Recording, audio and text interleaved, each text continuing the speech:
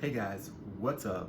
With video games, there's only like a really small amount of variable genres of video games. Not exactly the genre, because there's as many genres in video games as there are in movies or books or anything like that. But there's very, very few types of video games that are super, super common. Basically, they're either a shooter, which is like first person or third person. Basically, I think that first person and third person shooters are just so much the same, where that some games are both first person and third person. You kind of switch to first to third person. They're pretty much the same thing. They're shooters. And the whole strategy with shooters is basically get some kind of gun, hide behind something, and when you see the enemy pop up in the distance, you just like pop up, you shoot the enemy, and then you hide again behind something. And that's pretty much the strategy for the whole entire game. That's how like everything is played. It's really cool when they're able to change the levels around so that you can have a multiple like different kinds of strategies, like based on the landscape. Basically, there might be enemies coming from different sides, there might be like nowhere to hide, there might be a reason to move around a lot and you have to kind of run past them and stuff like that. But basically, first person shooters are first person shooters, and no matter what genre they're in, that's just like the graphics, that's just like the environment, and that's just like the kind of world that it's in. It's not anything really anything special or different. In fact, there hasn't been a difference in first person shooters or any kind of advance in first person shooters or video games in general since the PlayStation 2 came out in the early 2000s. And it's interesting because now they came out with the PlayStation 5, and you've got the Xbox Series X or whatever it is, the new one, and it's just they're better graphics, but the games haven't really improved. Like the games are pretty much the same. They're designed the same way, they're built the same way, and they have the same structure. So games are either like first-person shooters, third-person shooters, which are like pretty much similar. Some games are both. There's stealth games, which I find incredibly boring, and there's also turn-based combat and platformers. Platformers are basically just these cartoon games where you run around a lot and you jump around all over the place. I can dig platformers if there's also combat or shooting or something to shoot, because back in the day, video games were all about shooting stuff. If it wasn't Pac-Man or Donkey Kong, every other game was maybe you're flying an airplane and you're shooting, or it's some kind of shooting, basically. Yeah, there are different genres. Sometimes you have a sword, sometimes you have a gun, whatever it is, but it's different genres of games. But pretty much, if you look at like arcade video games, 80% of them are some kind of shooting, whether that's Asteroids, Defender, or any like 1945 or something like that. That was a game like that. Pretty much most games are shooting. I mean, there's like Burger Time and Tapper, and a few other games that are just like there's also there's a bunch of there's one called Pengo, where you're like a penguin and you kind of like throw around these little ice blocks and you play the game that way. But most of the time you're shooting something, and most of the time it's a spaceship. One of the first games that ever came out was Space Invaders, and you shoot Space Invaders basically, because it's fun. Shooting simulations are fun.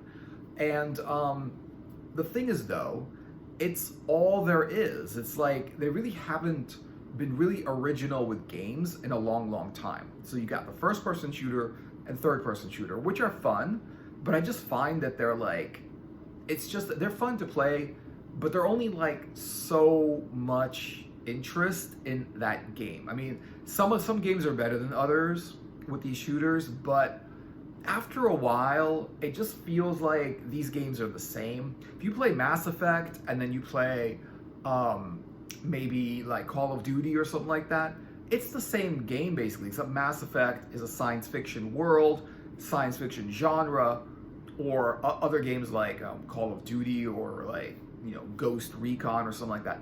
Those are army games. And army games, it's just like you're basically in the army and you've got like maybe tanks or airplanes or like helicopters and you're basically shooting machine guns, whereas like in Mass Effect, you're shooting, it's weird with Mass Effect because it's a science fiction game where you're like in this futuristic space traveling world. But what's weird about Mass Effect is like the guns. They're not advanced laser guns or something. They're not like energy guns. They're actually also like machine guns, and they're pretty much like common present day firearms, and that's what's weird about Mass Effect. Like everything about it is futuristic except the guns. Like why can't you have futuristic guns? And then if you look at platformers, like one of the best platformers was Ratchet and Clank, and it's a really great platformer. I personally cannot play too many platformers that are kind of not combat based. I can't play any game that's not combat based.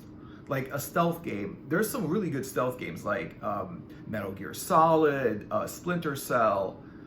There's a bunch of other ones that I don't even know if they're like all stealth or not, because as soon as like I start playing a game and it's like, oh, it's a shooter, and then you start playing it, and then all of a sudden it's like, wait a minute, this level is a stealth level, and then I'm thinking like, okay, is the rest of the game gonna be stealth? Because sneaking around is not fun in a game when it's just more action when you're shooting. It's like it's just not. It might be realistic where you can't like walk into some kind of enemy like base installation thing and just expect to start shooting your way through, because like there's just too many guards and they'll like overtake you. But so you kind of have to be stealthy, like certain games like a Hitman or something like that. Assassin's Creed is a fantastic game, except that it's stealth game. It's basically an assassin game where it's not like you're shooting, you're aiming, and you're not like flying spaceships and shooting spaceships.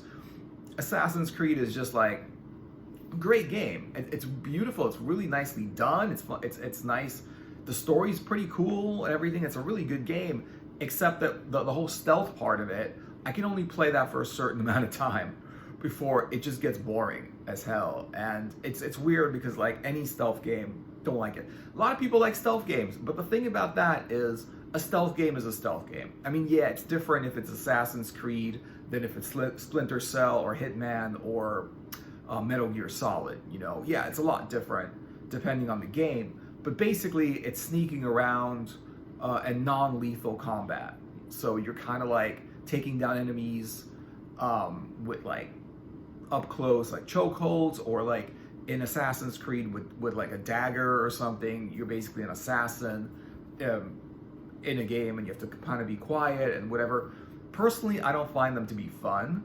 Shooters are like probably my favorite kind of games, and whether that's like shooters that have a melee weapons or not, it's melee weapons are cool also. It's also fun using a sword, like in Skyrim or something. It's a shooter because you can shoot destruction magic with like lightning and like fireballs and bolts of ice and whatever. You could shoot that, so it's kind of a shooter that way. You can also shoot arrows and whatever, or you can use like axes, swords, or maces, and then armor and shields and stuff like that as a up close kind of like melee kind of like combat, which is cool. And that's really one of the things I like about Skyrim. It's got melee combat, it's got medieval cool swords and armor melee combat, and then it's got like magical distance combat where you can shoot fireballs and lightning bolts and ice spikes at people and stuff like that. So that's really cool. It's pretty much got the best of both worlds. But I feel like, people are like, when they make a game nowadays, it's like, we're gonna make a game, it's gonna be a shooter, but they always like pay attention to the world that it's in, or the environment, or they pay attention to the what everything looks like, the graphics and everything like that. But the core of the game is it's a shooter, and because of that, it's designed like every other shooter that's been coming out since the PlayStation 2. Because like before then, PS1, there were a lot of side-scroller games, and there were very, very few 3D games. And if there weren't really that many, like Ape Escape or something like that. That was a 3D game. That wasn't that great. Like, but basically like 3D Mario just came out at that time. 3D Donkey Kong 3D or whatever it was, or 3D Mario, you know.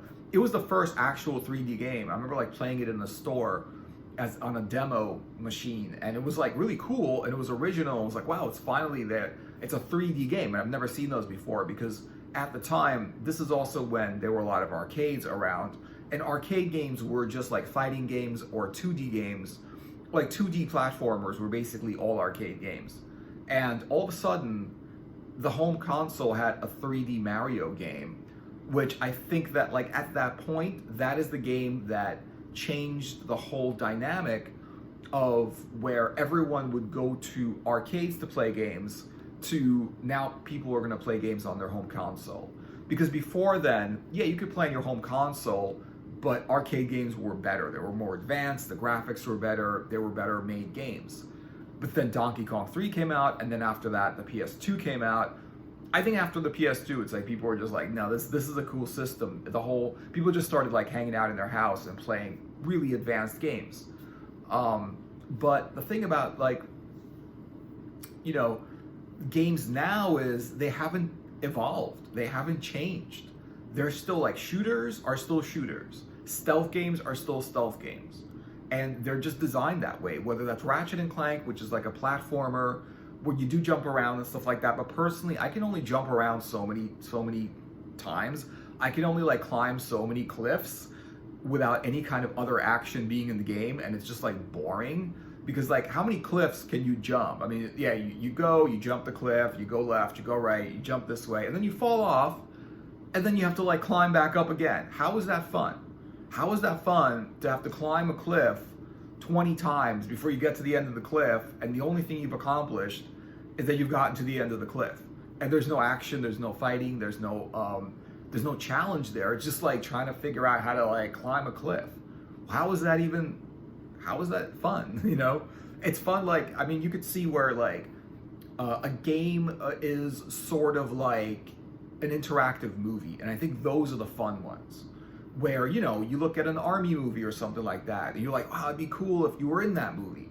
And with a game, you could be in that army movie, or you can be in that science fiction movie, or you're in that fantasy movie, you're in that fantasy world, that story. Like when you're in Skyrim, you're in like a generic everybody, like any like world that's in a book, in a movie, or whatever, like a series or something like that, or you know, or something like that, like a game or whatever.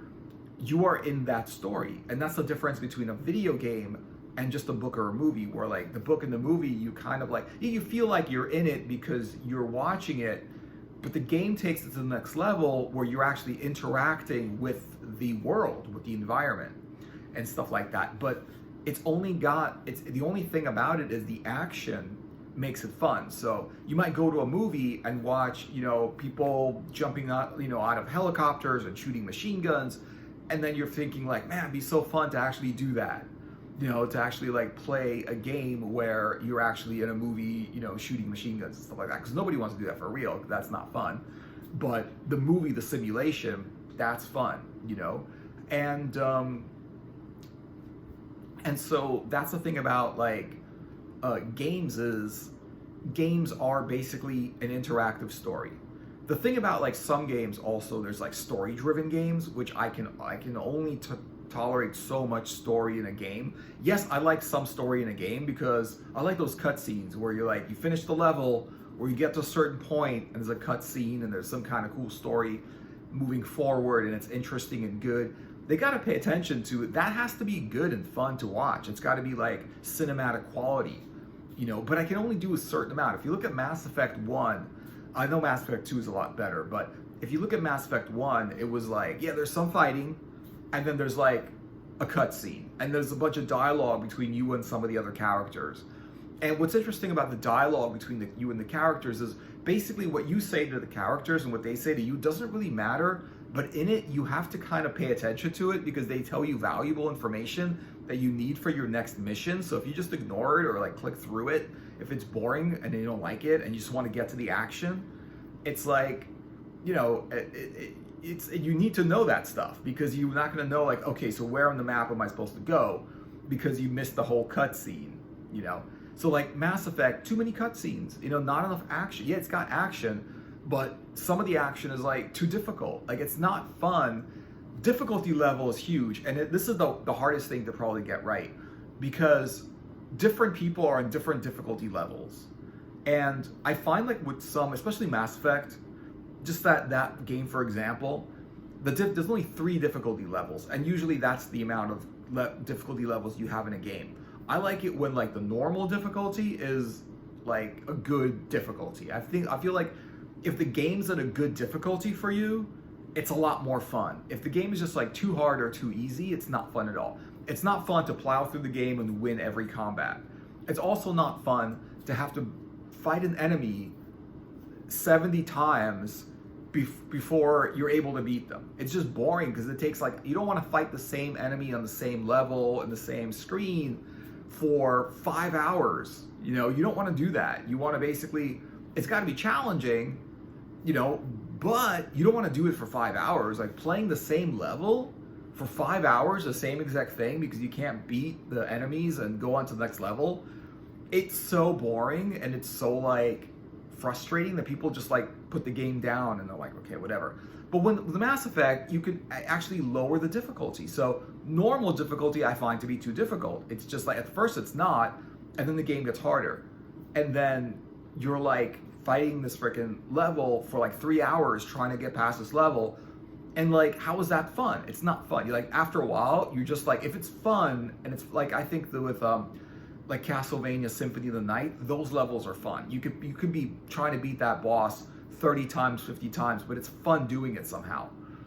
Other games, it's not that fun. I can understand if it's a boss level where it's like a boss that you have to beat, but just a regular enemy, on a regular level, that's just too difficult. But then if you lower the difficulty to like casual, it's way too freaking easy, and that's not good either, because there's no challenge in the game. It's not a game if it's too easy to play, right? A game has to be challenging. It's got to be challenging, and that's part of it making it a game. That's why like playing in God mode isn't. Some people like that, but where like you win every time, no, because it's boring. Like nobody wants to do that. It's like the worst. It's not a game actually.